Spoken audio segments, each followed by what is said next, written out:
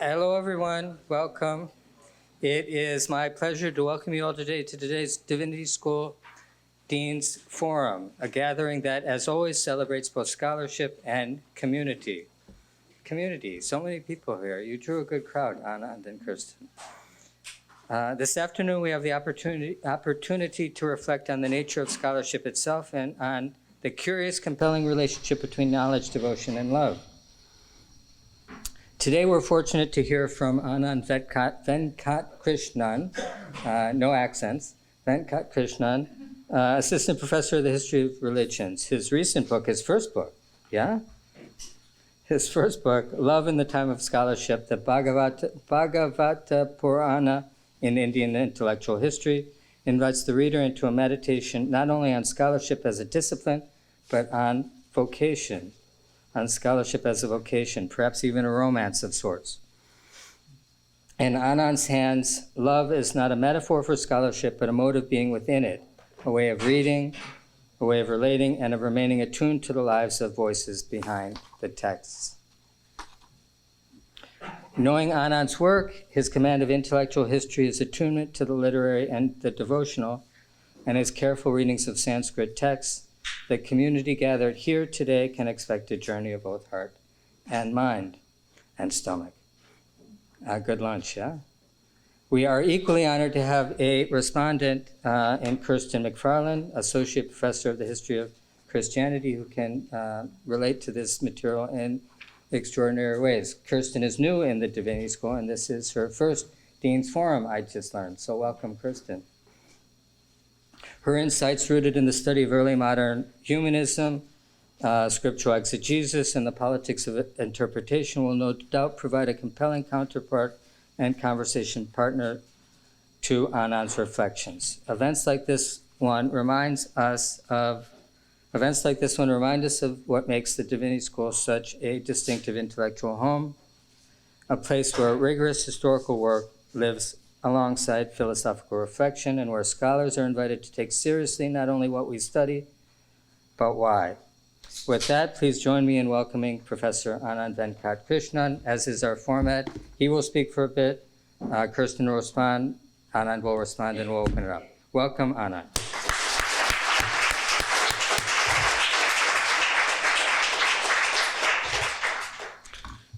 About 6 years ago, I stood in almost exactly this spot to deliver my job talk for the position that I have now. The talk drew from the third chapter of the book under discussion today. It discussed the intellectual and social history of the Devas, a family of Maharashtrian Brahmins who migrated to the academic town of Banaras in the 16th century. At the end of the talk, I suggested that instead of comparing the Devas to their early modern contemporaries around the world, we might be better served seeing them as refracted versions of our own academic selves. Why does time have to be linear, I asked, when it comes to the history of ideas? The Devas' personal religious commitments and regional identities clearly affected their scholarship, generating new modes of engaging with texts, with publics, and with scholarly life. To me, this feature of their scholarly lives echoed in the demands brought by students agitating to decolonize the university at the end of the Obama era. These demands involved recognizing that one's everyday life and personal experience always filter into the space of education, and that instead of being a threat to scholarly objectivity, they open creative possibilities within traditions of learning themselves. The protests gave the lie to narratives of progress, exposing the fractures of race, class, gender, and disability within the institutions ostensibly most dedicated to their critical study. They raised the ethical question of whose lives matter and whose minds matter in the academic caste system. After the talk, the dean at the time, whose name I can't remember, pressed me on this last point. He wondered if, having introduced myself as an intellectual historian, someone who locates ideas in their historical context, he wondered if, having introduced myself as an intellectual historian, to appeal to such deliberate anachronism was a disciplinary betrayal. It was his roundabout way of questioning my concluding foray into the politics of knowledge. Well, he's gone now. And my time at the Divinity School since then has only reinforced my desire for irresponsible and irreverent comparisons, not unlike my predecessor on the wall. The circumstances have changed dramatically since that day 6 years ago. The existential crisis facing liberal institutions makes changing them from within a losing proposition. And they have done plenty to undermine their integrity by arresting and brutalizing their own students for questioning their investment in the ongoing occupation and devastation of Palestine. I used to think that love in the time of scholarship was an appropriate response to the insensitivity of normative systems. Now, all I'm left with is sadness and rage. How to think of love in a time of genocide? To witness the live-streamed razing of universities, hospitals, libraries, and schools, and the eradication of the very conditions of life has been an indescribable horror. But I have even fewer words for the moral emptiness of our institutions of higher education. Their leaders have denied their own complicity in scholasticide, colluded in the repression of political speech, and mortgaged their futures to the whims of the ruling class, yet are now aghast to find the gun turned back on themselves. As I watch my friends and students being disappeared by the federal government, sacrificed by their own employers to the gods of capital and empire, some fragment of the fury that consumes me alights on the pages I now write. I may be in prison, says the Urdu poet Ghalib, but there's a fire under my feet. My manacle is a singed curl of hair. Like the previous unnamed dean, you might wonder what any of this has to do with a book about dead brown men published in an Indology series. My editors wondered the same thing when they read my conclusion, which is less a summary of the book's arguments than a series of disconnected vignettes about how I came to write it. All I can say is that this is a book about scholarly life. Although it's the scholarship I focus on, it's the life that intrigues me.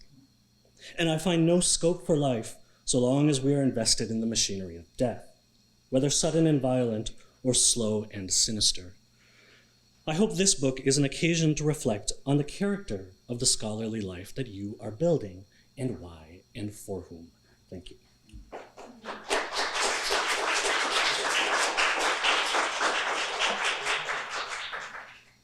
So, if I'm not misremembering, and I'm sure Anand will correct me if I am misremembering, in the very first conversation I had with him, he berated me for the superabundance of archival evidence enjoyed by early modern European historians. I use the word berated deliberately because even though I don't think his attention was admonishment, although again I'm sure he will correct me if it was, I interpret it as such. As I heard it, Anand was asking, was I not aware how fortunate I was to have parish records, a plethora of correspondence, personal diaries, annotated books from which to draw my conclusions? Did I not realize how hard it was, without these aids, to narrow histories down, even to a decade, let alone a year, let alone a month or a day? Being British, my natural reaction upon being faced with his queries was to feel guilt and perhaps even a touch of shame. Because no, I hadn't honestly ever reflected upon my good luck in researching a period and a geography for which archival survival is comparatively high. And perhaps more importantly, no, I did not have any sense of what I would do without these uncommonly good sources, without these extra textual supports. And the reason why this matters, and indeed why Anand was asking me these questions, and indeed the root cause, I think, behind why we're responding to each other's books this week and next, is because despite working on very different geographies, religions, and regions, Anand and I share, or at least I think we share, a fundamental set of research questions.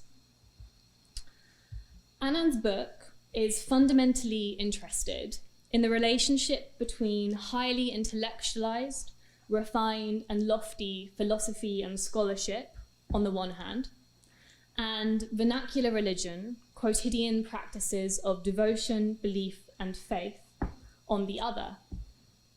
Anand has already alluded to this in his introduction by paraphrasing one of the first sentences of his book, which in many ways can stand in for his project as a whole. To quote this phrase rather than paraphrase, Anand says, "We often talk about the life of the mind as if it were the mind that matters, when really it's the life." However, when Anand says this, he's not falling into the trap of whomever this dean was, whose name I genuinely don't know, accused him of. He's not making a facile statement about examining the life over the mind. He's not becoming a social historian, but rather making an argument for a type of intellectual history or a type of historical study that is at once intellectual, but also embodied.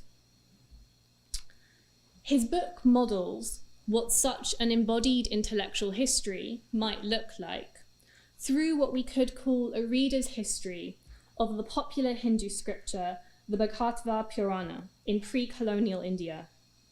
The Bhagavata provides the ideal test case for a study of the relationship between scholastic intellectualism and everyday devotion, thanks to its view of bhakti, a concept which is tricky to define, but which Anand captures as, quote, "an emotional outpouring of love for an embodied, enchanting God," unquote. The problem, or depending on your perspective, the opportunity, was that scholars and elites could not engage with the Bhagavata and its concept of demotic love without having some aspect of their detached, aloof, scholastic traditions challenged and at least partially remodeled. And, as Anand shows to particularly fascinating effect in my favorite chapter, chapter 3, this is exactly what happened when the Devas, a family of Brahmin intellectuals who lived sometime between the 16th and 17th century, encountered the concept of bhakti as portrayed in the Bhagavata. In reading and engaging with the text, the Devas' own understanding of the relationship between transcendent learning and day-to-day piety began to shift and morph, leading them not simply to reject their inherited system of scholastic knowledge, but to reshape it, to try to make it more capacious, more alive, more full of love. The difficulty, however, is that the evidence such as that provided by the Deva family is astonishingly scarce. Firstly, on its own terms, but especially in comparison to the evidence enjoyed by historians such as myself, who are interested in similar questions, but in different climes. There are simply not enough sources of testifying to the activities of families such as the Devas to fill a whole book. Hence the questions Anand posed to me with which I began this response about my own superfluity of archival evidence, where the early modern English equivalents of the Devas can in fact provide more than enough material for one book, perhaps even two. Now, I also mentioned at the start of my response that my initial reaction to Anand's queries was to feel a bit shamefaced. But now that I've actually read his book, I have a slightly different reaction. It is a commonplace of literary criticism that the self-constraint arising from writing in highly structured, limited forms and genres often forces one to be more creative and innovative than writing in highly unstructured, superabundant genres. The classic example here is the sonnet. The tight, disciplined form of the sonnet drives the poet to be more ingenious in their composition than the poet working in free verse. And I think that something similar has happened here with Anand, his evidence, and his book. Scarcity compels innovation. And so, absent more Devas, Anand's introduction outlines the methodology he has come up with to turn the tables on his archival limitations, to see the presence in absence. This is a method that he calls subtextual reading, to prise open the content to reveal its lost context. And, if Anand will excuse me, because he writes so beautifully, I will simply quote his description of what subtextual reading is. Quote, "The spirit that I am trying to invoke is the social world of the scholar, shimmering before the reader who peers through the veils of abstraction. If reading from the bottom reorients our relation to the archive, subtextual reading works at the archive's limits. Whereas similar methods, such as reading against the grain or contrapuntal reading, uncover sublimated ideologies and resurrect excluded voices, subtextual reading is concerned with the polyphony of the normative text. The author's voice is itself plural, incoherent, and fragmented. Subtextual reading dwells in the break." Unquote. So, then, since most of you probably haven't yet read the book, although you should and you can, since it is published open access, free for anyone to read, available for download on OUP's website, you'll probably want to know, what does this subtextual reading look like in practice? So, from collating the examples that Anand self-identifies as moments of subtextual reading across his book, the model of practice he follows seems to be thus. He begins by identifying moments of tension, anomaly, paradox, contradiction, and unexpected transgressions in the texts at hand, even if these are very subtle, mere hints, and indeed have been dismissed by previous historians as anomalies or blips, worthy of nothing more than perhaps a passing footnote. Then, having identified these moments, he turns outwards to the much, much slimmer evidence of equivalent tensions and transgressions in the historical record, again, looking for subtleties that almost fail to register in the consciousness.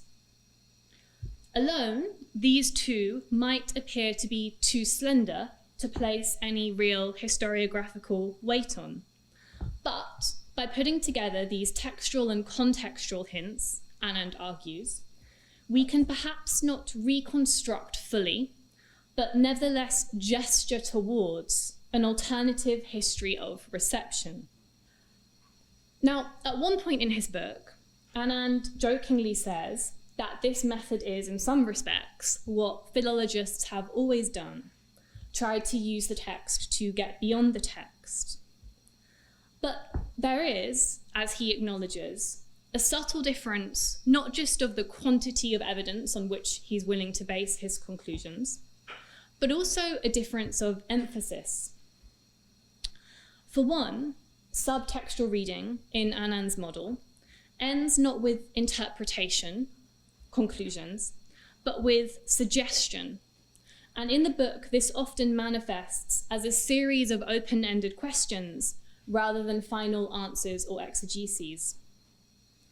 So, if I have understood correctly, subtextual reading, as Anand proposes it, is not merely a new means to reach an old end in the absence of the kind of evidence historians have conventionally relied upon.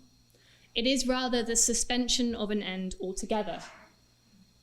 But the second way in which subtextual reading works, at least in my reading of this book, is to influence the process of writing history itself.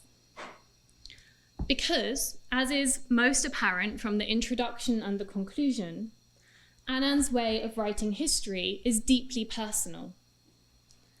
He describes how the research for chapter 1 began when, during a lonely fellowship in Oxford, he worked with his mother to interpret and understand a Sanskrit manuscript from a library in southern India, their meetings taking place virtually over 2 months, drawing on their different linguistic skill sets and perspectives. Elsewhere, he outlines in detail how the description of the temple with which he begins his book was written not from personal experience, as one might expect from the anecdotal intimacy of the prose, but elaborately reconstructed from tourism videos and government surveys. Even his translation choices act as a window not merely onto his subject's world, but onto his own world. And not only when he makes his Sanskrit scholars talk of prestige, precarity, tenure, and fortune. For instance, Wandeva's critique of scholarship is translated thus, quote, "Study hard and make all the money you want. Become famous to a bunch of idiots. As for me, I am going to worship the delightful lotus feet of Godvinda. I've seen the accumulation of prosperity and pleasure from working life. I'll take bhakti for God and relief from suffering instead," unquote. I'm not sure that any academic working in the modern academy could read the translation, quote, "become famous to a bunch of idiots," unquote, without suffering some very complex personal feelings. Now, some of these personal reflections can at times, as a reader, feel almost jarring, because a good proportion of the book is in fact extremely high-level, high-octane, complex technical, philological, and philosophical analysis.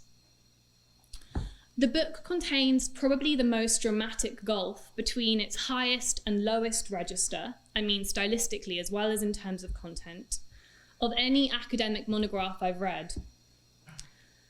And I don't actually mean this as a criticism, by the way. In fact, it gives the book an experimental stylistic quality, which I'm more accustomed to associating with novels than monographs. However, as I understand it, and as Anand seems explicitly to suggest, this kind of jarring feature or stylistic gulf is what the model of subtextual reading necessitates. It is the impact it ought to have on the process of historical writing itself. For the subtextual historian, writes granting their reader access to the same material they wish their subjects had. It is the way in which they recognize and acknowledge the fundamental embodiedness of their own scholarship, just as they are trying to excavate the fundamental embodiedness of their sources' scholarship.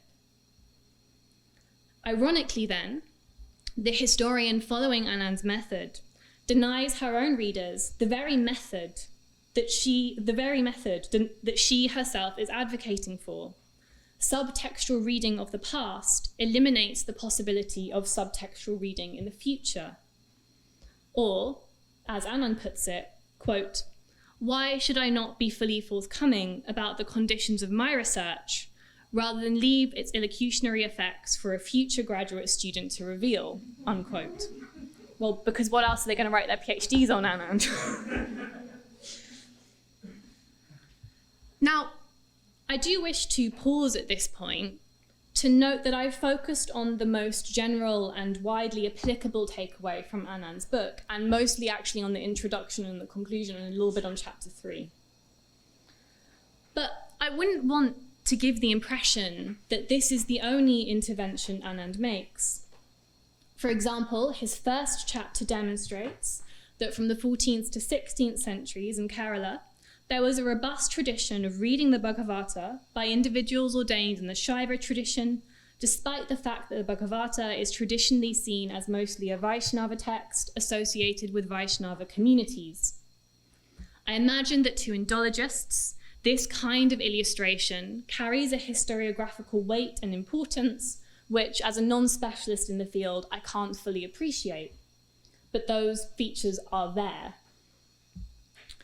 And indeed, this leads me on to my final point, which is that, for what it's worth, I think that this is one of the book's most impressive features when read specifically as a first book.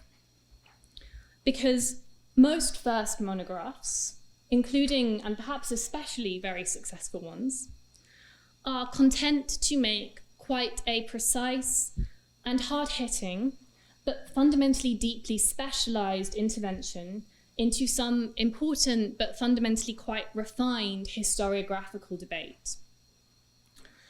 Anand's book does this, no doubt, but in its expanded methodological points, it also aims for something grander. It has a kind of conjectural temperament, which I more commonly associate with second or even third books. And this kind of Janus-facing aspect of the book is actually perfectly captured in the division of the title. It is a contribution to Indian intellectual history, as the subtitle explicitly indicates, but it is also something more poetic, excavating love in the time of scholarship. The title faces two ways, as the book faces two ways. I should perhaps also note that even in summarizing this generally applicable takeaway, I might have taken Anand's points further than he intended, and in particular, I might have put them more strictly than he would like to. I'm especially aware of this as a risk, given that at the end of the book, he offers a conclusion that stresses the importance of reading softly over reading hardly, to avoid fetishizing thoroughness, rigor, completeness, and to leave room instead for surprise, error, doubt, and uncertainty. I may be vulnerable to the criticism that in offering this account of Anand's wider methodological contribution, that of subtextual reading, I have read Anand's book hard rather than soft. And I'm sure Anand will tell me this if I have. So, before passing on to Anand to critique my critique, I'd like to end by posing three more general questions for him. First and foremost, have I summarized the broader methodological aims of your book accurately, or have I succumbed to the sin of hard reading? Secondly, if I have understood them correctly, how imitable do you think this method is, especially within the context of Indian intellectual history? It seems quite clear that you do want Indology as a discipline to think and move along the lines outlined in this book, methodologically, but also in terms of focus. But how far do you want to push it? You yourself note that you're perhaps not pushing it in the book quite as far as it could go, and the implication, although you don't specifically say this, is, I assumed, in order to be taken seriously by your reviewers and get it past your editors. Freed from those constraints, where do you think historians should stop? Thirdly, and finally, what drove you to make this intervention at this particular moment in scholarly time? Because one striking feature of this book, which I've barely even mentioned, but which is worth highlighting, is the enormous range of scholarship from other fields, other chronologies, other geographies, other disciplines that Anand draws on. I wasn't expecting to see Quentin Skinner, Alan Bray, and Tony Grafton cited alongside Sheldon Pollock.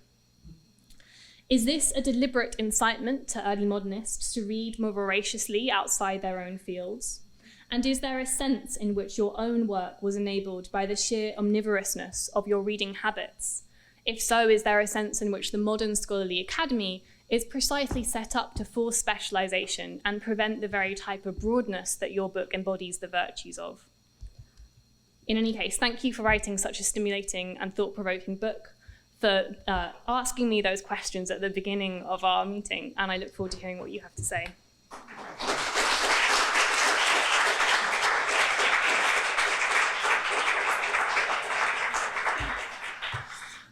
Thank you so much, Kirsten. I knew that when we had organized this forum that this was the perfect reader for my book, and has presented it to you in a much more enchanting fashion than I think you will find if you actually open it. So thank you for that. So. Before I answer the questions, there's just a couple of things.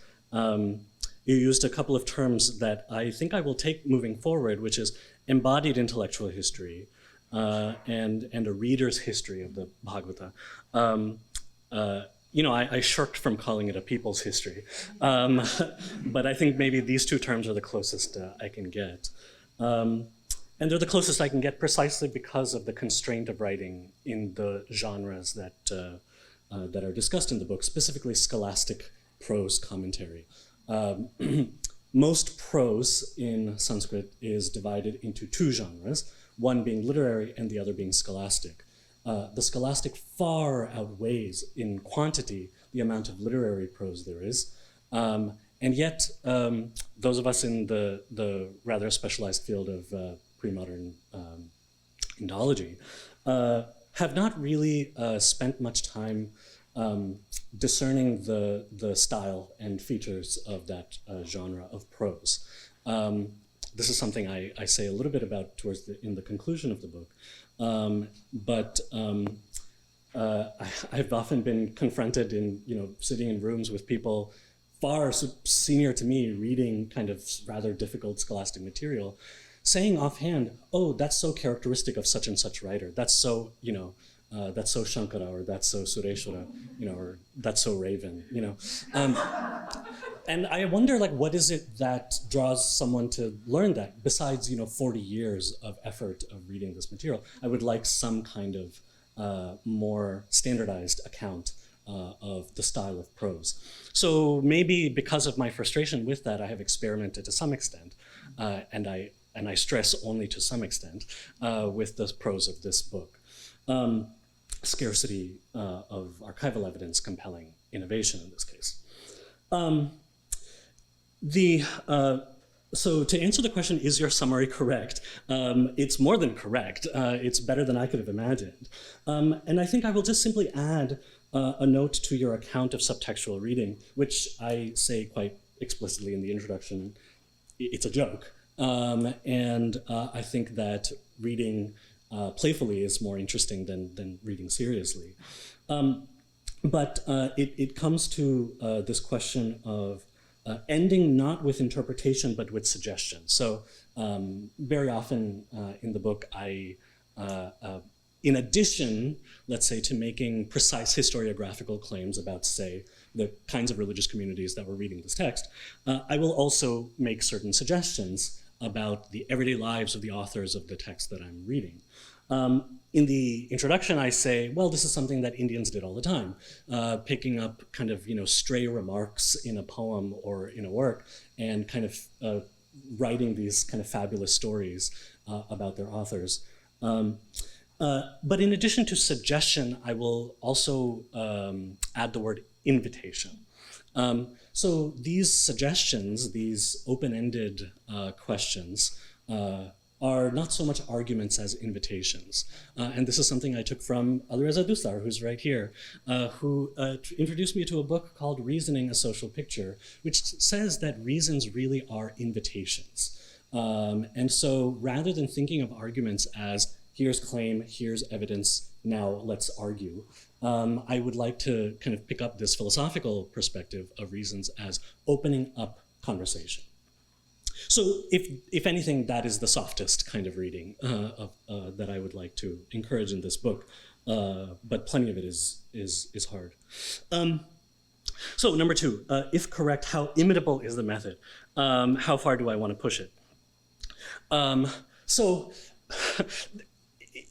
it's not an accident, I think, that my intellectual trajectory has driven me to almost a 180 from my disciplinary training.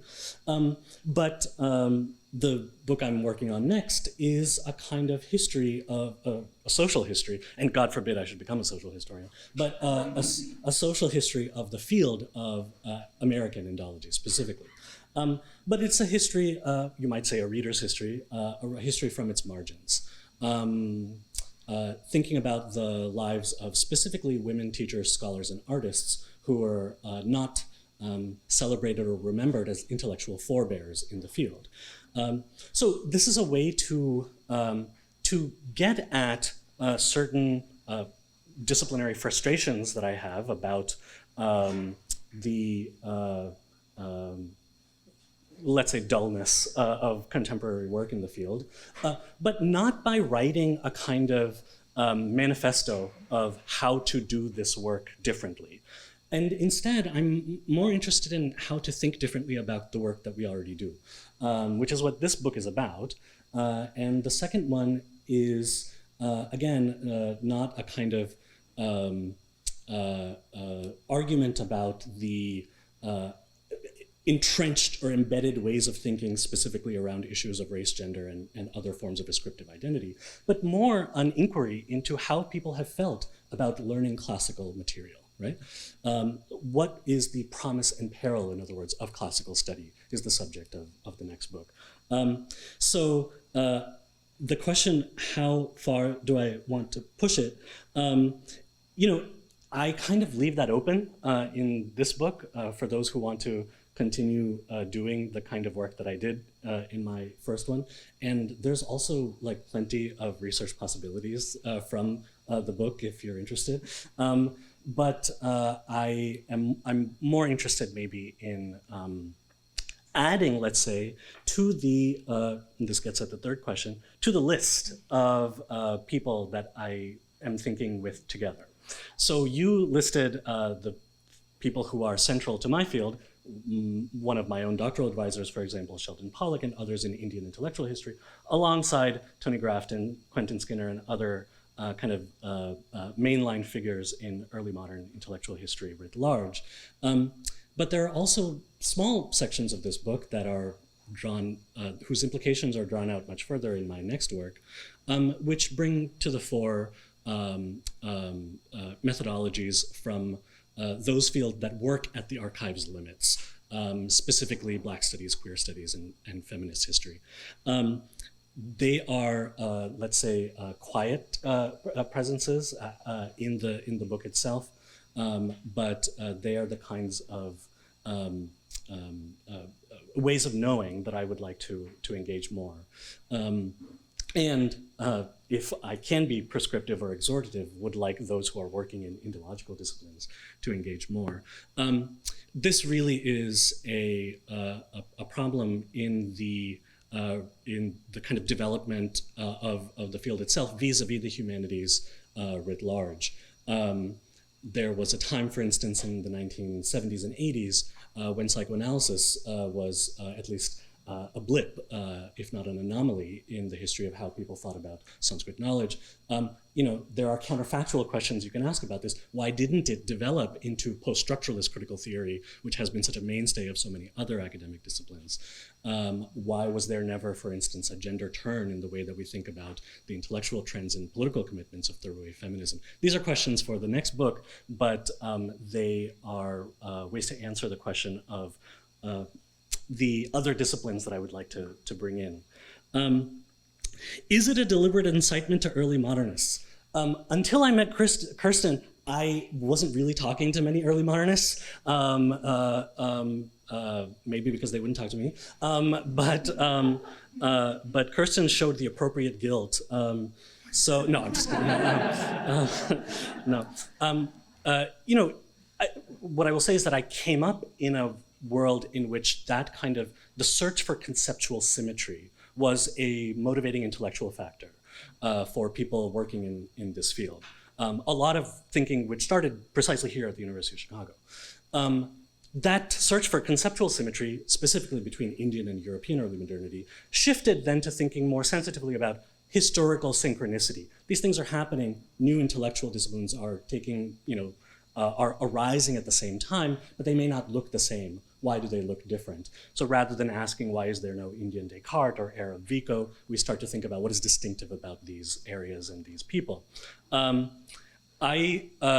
That's what I came up in, and I stopped caring about that. So if it does give rise to thinking more comparatively about early modernities, awesome. But I think your last point here is very poignant, which is the enforced specialization of doctoral work and academic work writ large versus you use the term intellectual broadness, which is a generous way to describe my dilettantism. I cannot say that it is that kind of sense of autodidacticism and eclecticism that has led to the way I wrote this book, but it is certainly the thing that I hold most dear. And I think a place like this encourages, at least in some corners, that kind of breadth and searching, rather than hamstringing people's intellectual development. I think that I will now leave it for our general conversation, but thank you so much again, Kirsten.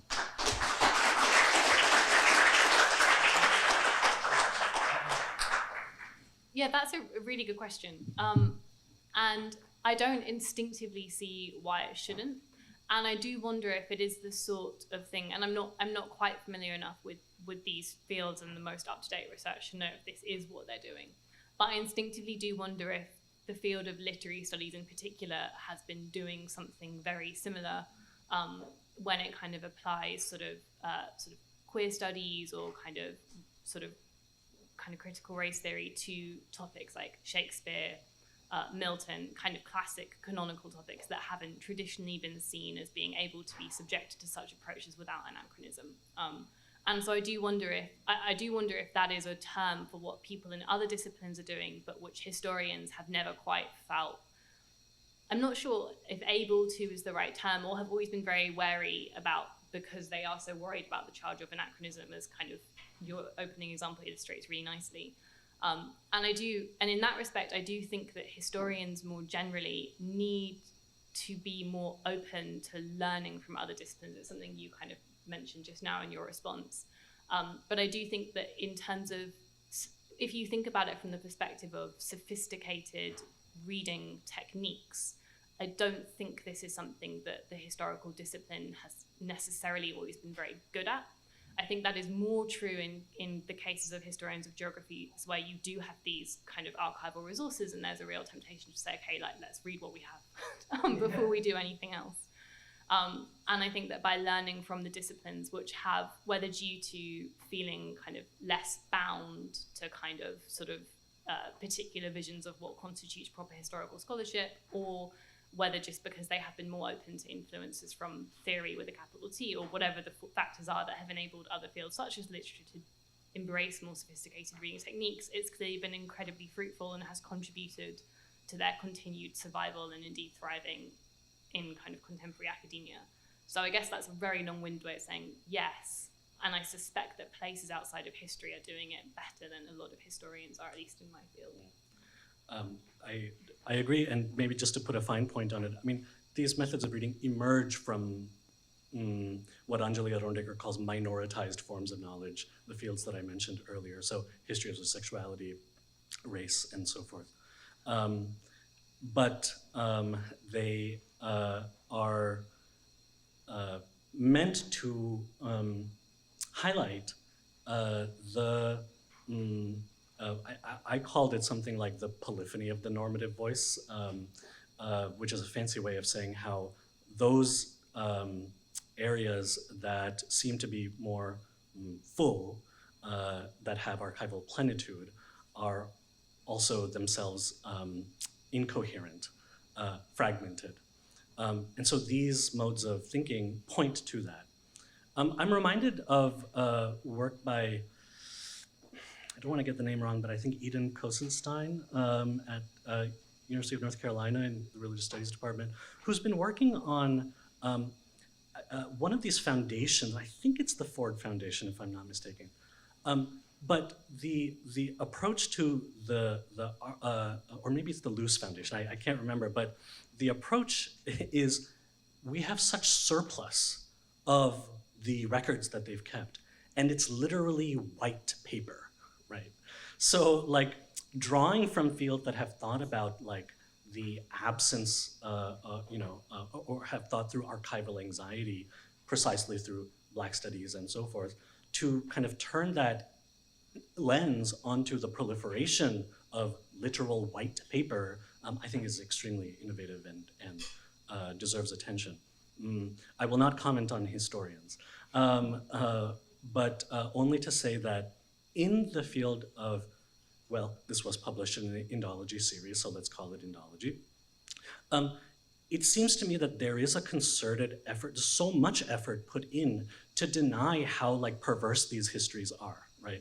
So that like you put a lot of attention to ignoring how weird the things we study are. And so, right? So these kinds of subordinated and sublimated and recuperative ways of thinking can and should apply to those normative ways of thinking in the field. So like you really have to work so hard to make it seem like that what we're doing is like no serious and important work. So that's what I would like to question. Yeah. So they wrote a book called Life. Okay. Mm-hmm. I think an early history of Christianity. And we have a specialist in that here, Aaron Walsh, whom you should ask about.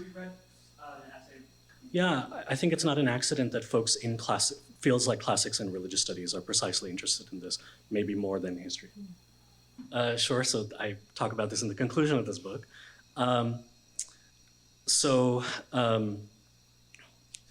This is an episode where I try to peel back the curtain a little bit to show how I came to work on the material for the first chapter. The reason I wanted to do that is to answer the questions I was not able to answer in the book itself by drawing these, what I said earlier today, irresponsible comparisons. The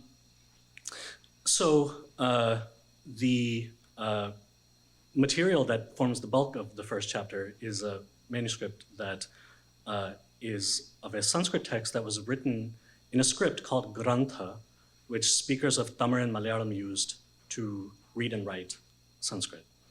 Now, these are languages that I speak kind of and read not really.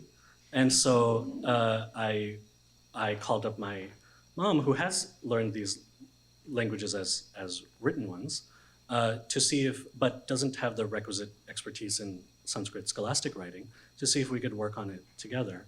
And so we deciphered the manuscript together. I mentioned wanting to give her co-authorship credit, but she's extremely distrustful of things like this. And so, it was a way to think about, her, not only her contribution, but her affection, her presence, her consistency enabled the writing of that chapter. But the formal constraints, to speak of genre constraints, of the chapter required that I excise that experience.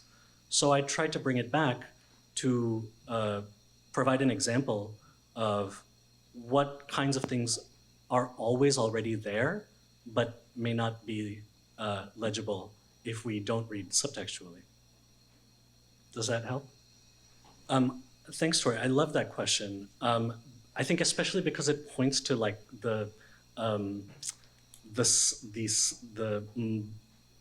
there isn't a straight line between cause and effect, specifically in what you brought up when it comes to ascriptive identity or family or so forth.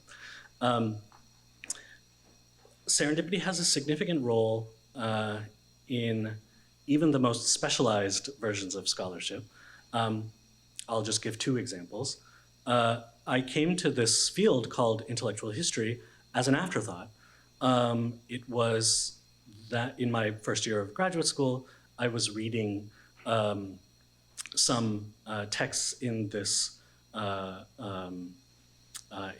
field of scriptural interpretation called Vedanta, and I found that most people were interested in what is new philosophically, what are the new doctrines, what are the new ideas that come about in this time period, the 16th and 17th centuries.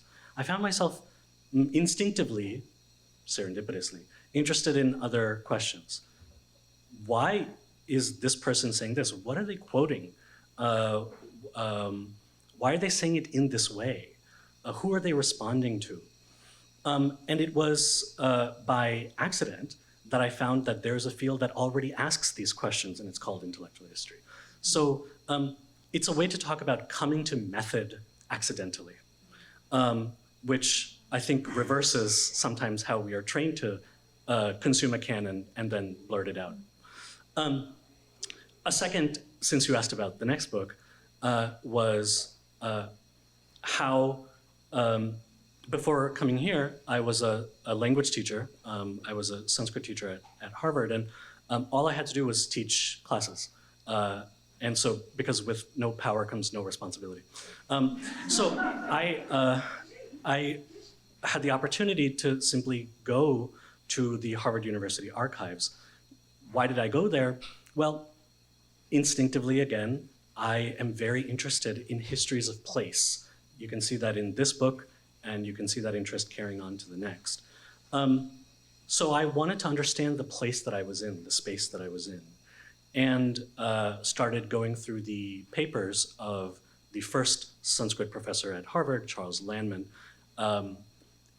Thankfully, men of that time and age thought they were important enough to keep as much material as possible. So there are 90 boxes of material, which I have not even, made a dent in. But I pored over everything from his domestic expenses to scrapbooks to photographs, and came across what was a grade book, which was a list of all of the students that he had had over the years and their midterm and final grades. So this included people you might recognize like T.S. Eliot, but also Joseph Henry Beale, who was the first dean of the law school at the University of Chicago. But in addition to these names, I started to find names of women, and I had no idea who they were.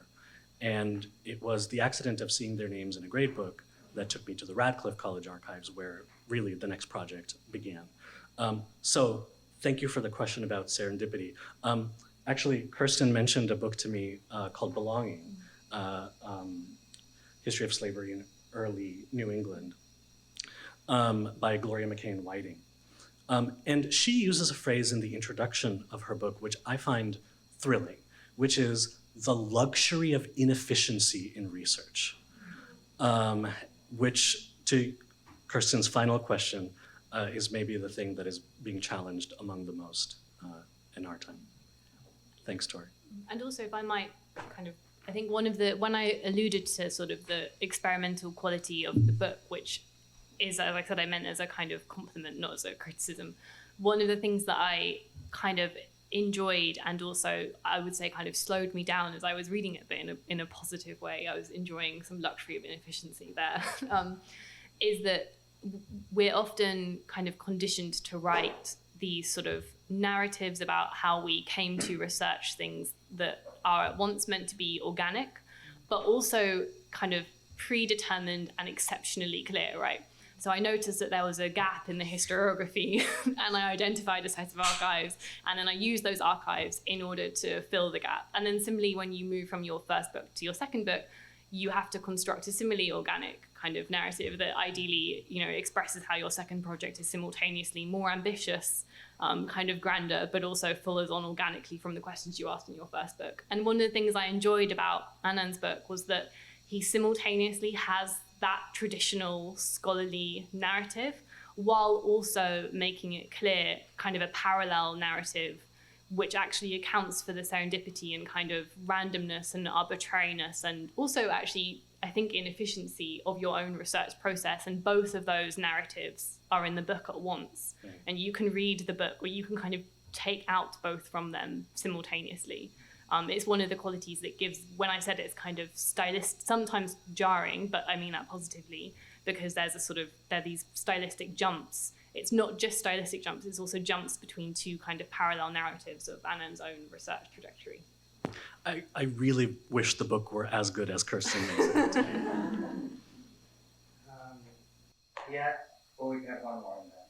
So in your introduction, I think you hinted at a sort of suspicion that you had towards linearity of time and perhaps the relationship that thought had with time and with place, in some register. But I think, Kristen's excellent, precis of work that you seem to agree with. This method of subtextual reading seems to have a very strong component of embodiment, and almost a kind of inferential holism that's built into it, right? That I think implies a particular kind of relationship with being, with the world, that the thought has with being and with the universe, right? Like with cosmology, with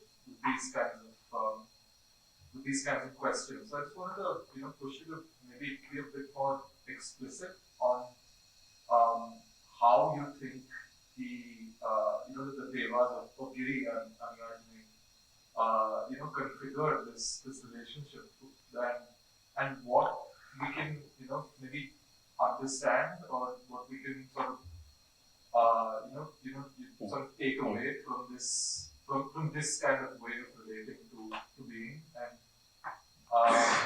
what implications that might have for intellectual history and the sort of the project of thinking about the relationship between thought and change, and thought and being.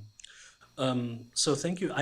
I have a feeling I received a kind of similar question when I gave my job talk from a Hegelian. And I responded saying that I don't think that way. But this is a much more sophisticated version of that question. I will simply qualify it by saying that I'm interested in the relationship of thought to scholarly being, right? Just to narrow the picture a minute, to habitus, effectively. You are right. There is a form of inference, even if I stress the fuzziness of causality, to thinking about what is underlying some of the devas specifically thinking. I say in the introduction that perhaps vernacular ways of being, believing, and belonging in the world are not the only subtext for the writing of these elite intellectual endeavors, or individuals rather. It may even be the wrong one. But again, I would like to suggest that this is an invitation to think about what might be possible. So, for instance, with the devas, in the conclusion of that chapter, I say, well, they, at least one person in this family said, we are descendants of Eknath. Now, people have puzzled over this for a long time. How could they possibly be related to Eknath, who, first of all, we cannot trace any direct lineage to these people, but also conceptually, it would be quite a stretch to imagine this rather renegade Brahmin who was a foundational poet in Marathi Bhakti traditions, and who challenged, to a certain extent, relationships of caste hierarchy, with the devas who actively promoted precisely those systems that Eknath questioned. I provide some context for thinking about the devas as perhaps closer to someone like Ramdas, another Marathi intellectual figure whom actually we can trace closer empirical connections to.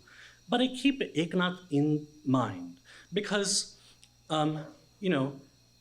the devas argue quite strongly that devotional activity in vernacular languages should not be shunned, and in fact should be celebrated by those who otherwise write in and communicate in Sanskrit.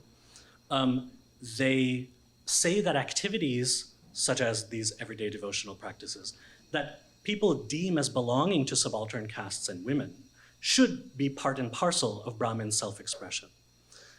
On the one hand, I say these are basically appropriations of certain energies into an upper caste milieu. But I say that Eknath was not so different, right? That by discursively separating himself from bad Brahmins, right? Eknath being the good Brahmin who is more liberal and generous and so forth, He is discursively making the separation between good and bad Brahmins, and therefore not necessarily challenging the institution of Brahmanism itself. The Devas do something similar, but in a different setting entirely, where they paint themselves as the good Brahmins, bhakti-oriented and so forth, as opposed to the materialist striving of these people who are studying hard to become learned before idiots, whereas they are truly pious, and in some sense reinforcing the very institution of Brahmanism in their discursive separation from those other kinds. This is a memory of Eknath that is not a kind of empiricist historical one, but rather an echo of what he might have represented to them, right? A saint is not so easy to forget, right? This is a way that I try to hold those together, that yes, I do make certain inferential claims about what might be going on. I try to ground that in as much empiricist and empirical research as possible. But I leave open the possibility that there are other ways, the other things that the Devas are responding to besides the one that I myself bring up. Okay, I hope that helps. And this gives me a chance, as we come to the end today, to remind you that this is the beginning of a dialogue that will continue till Monday. On Monday at the same time, we will be focused on Kirsten's new book with Anand responding. So this is a continuing dialogue across fields and across subjects and across geographical stuff. The first part has been fantastic, so I really want to thank you both very much and invite you to